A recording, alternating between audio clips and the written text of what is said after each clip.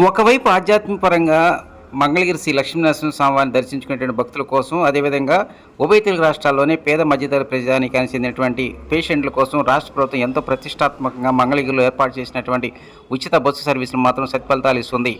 AIIMS హాస్పిటల్కి వెళ్ళేటువంటి రోగుల కోసం ఉదయం 6 గంటల నుంచి సాయంత్రం 6 గంటల వరకు, అదేవిధంగా మంగళగిరి శ్రీ లక్ష్మీనరసింహ స్వామివారి ఆలయానికి సంబంధించిన ఘాట్ రోడ్ పైకి వెళ్ళడానికి ఉదయం 6 గంటల నుంచి సాయంత్రం 4 గంటల వరకు ఈ ఉచిత బస్సు సర్వీసులు ఏర్పాటు చేశారు. ఒక్కొక్క బస్సులో రోజుకి 10 నుంచి 12 ట్రిప్పులు ఏర్పాటు చేశారు.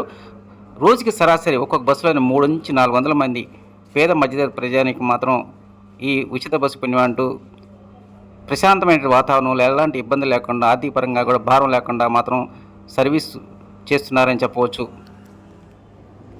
ఒకవైపు వేసవి సెలవులు, మరోవైపు వారాంతం కావడంతోనే అటు స్వామివారి ఆలయానికి వచ్చే భక్తులు తాకిడి మాత్రం రోజు